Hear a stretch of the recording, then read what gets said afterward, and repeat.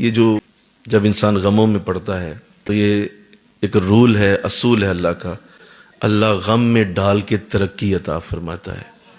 حضرت آدم علیہ السلام اگر زمین پہ آ کے نہ روتے اور وہ آپ غم برداشت نہ کرتے تو کبھی آپ کو وہ حضور کی یاد نہیں آنی تھی۔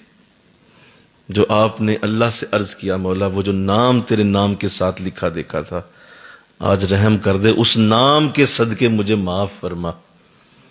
تو وہ جو روئے تھے نا آ کے زمین پہ، وہ جو غم سہا تھا، وہ جو 40 سال روئے تھے، اس رونے کی برکت ہے جو آج زمین آباد ہوئی ہے۔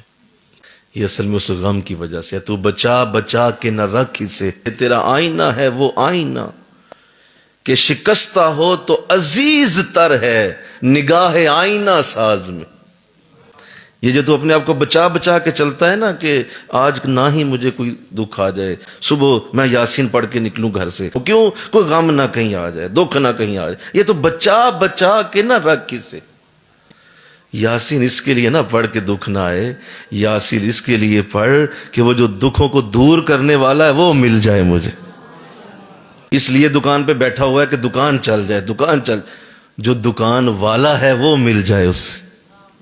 لوگوں نے بیچ دیے وظیفے، بیچ دیا اللہ کا نام، بیچ دیا رسول کی نعت کو، بیچ دیا درسوں کو، بیچ دیا لوگوں نے سجدوں کو، رکوعوں کو۔ کیوں؟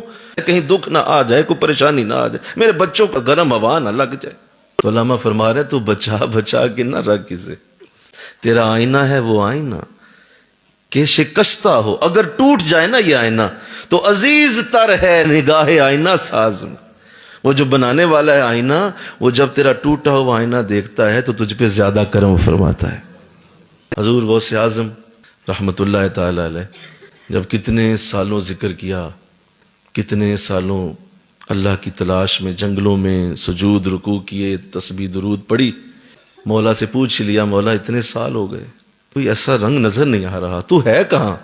تو ارشاد فرمایا کہ اے عبد القادر پہلے ہی پوچھ لیتا، میں ٹوٹے ہوئے دلوں میں ملتا ہوں، مجھے ملنا ہے تو کسی ٹوٹے ہوئے دل کو تلاش کر، کسی ایسے کو تلاش کر جو بلک رہا ہے، جو رو رہا ہے، اس کے قریب بیٹھ جا، تو جہاں بیٹھے گا اگر وہ رو رہا ہوگا ہم تجھے بھی مل جائیں گے، اسے بھی مل جائیں گے۔